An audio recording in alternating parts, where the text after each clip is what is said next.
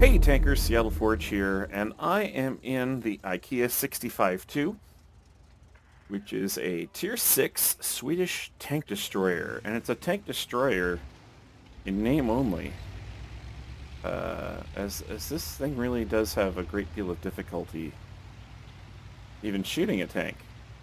So I find this game to be pretty representative of the type of gameplay that you can expect when you play the Ikea 65-2. And I've got this completely kitted out. I have an okay crew. I don't have 6th Sense yet, but it's 100% crew.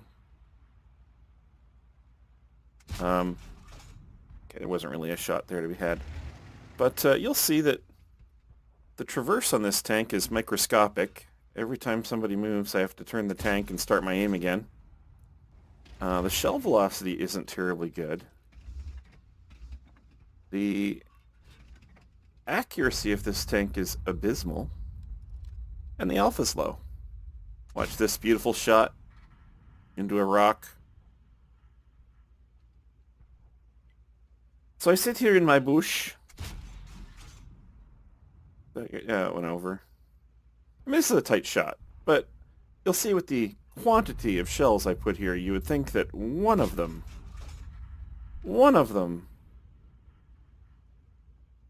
IS-2, 2 armored. Yeah, 2 armored. Hit the upper plate there, so it hit the tank at least. So that's a start. We've hit a tank. And hitting a tank is fundamental to damaging a tank. Unless, of course, it doesn't penetrate the armor. There we go. A nice shot. It goes high. And look at the load time on this thing.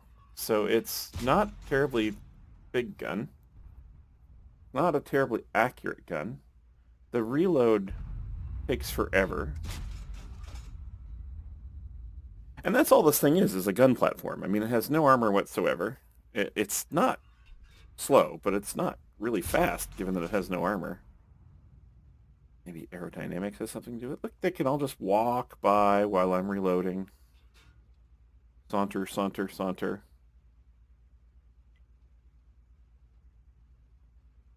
Alright, I'm loaded up. Nothing to shoot at. So I'm either... And you have to camp like a bitch in this thing. It has no armor whatsoever. No armor whatsoever. And the aim time's so abysmal you can't peek and poke.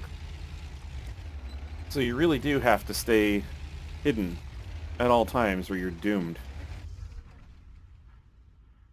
Oh, nice. Hey! Did damage and tracked him, and Artie was all over it. We did damage, kids. 206, so it's a low roll. On a gun that doesn't actually do that much damage. Yeah, I would have to say that the limitations on this tank really make me feel like I'm never going to make my way up this line. We'll see. Just tier 8 and up do look interesting. But unimpressive guns. The Swedish medium tanks that I'm playing have phenomenal guns. Phenomenal guns. Still at 206 damage.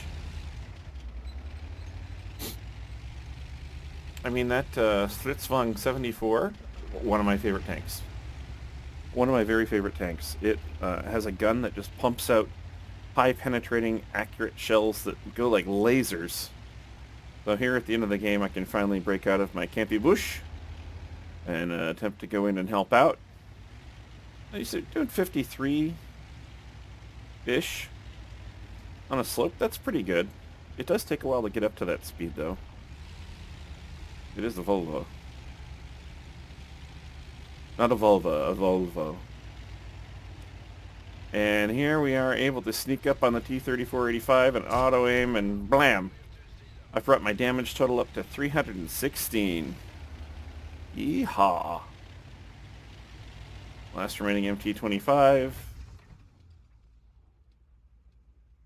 He could actually out-DPM me if he wanted to sit here, and if it was just he and I. Luckily, it's not just he and I. I've got my eyes all over this bush. Oh. He's making a move on the Turan. Making a move on the Turan. That was a bad shot. I won't entirely blame the gun on that. But look, a year and a half it's taking this gun to load. All right, he's in the open. I have to turn the traverse, which opens up my aim. And I knew I had to get it in there quickly, and I took the shot, and it missed, of course. End of game. Point made.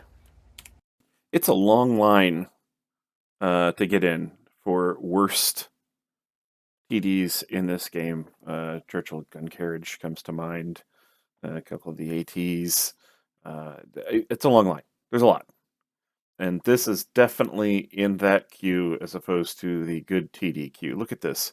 16 shots fired, 4 direct hits, and only 2 penetrations. Ridiculous. Absolutely ridiculous.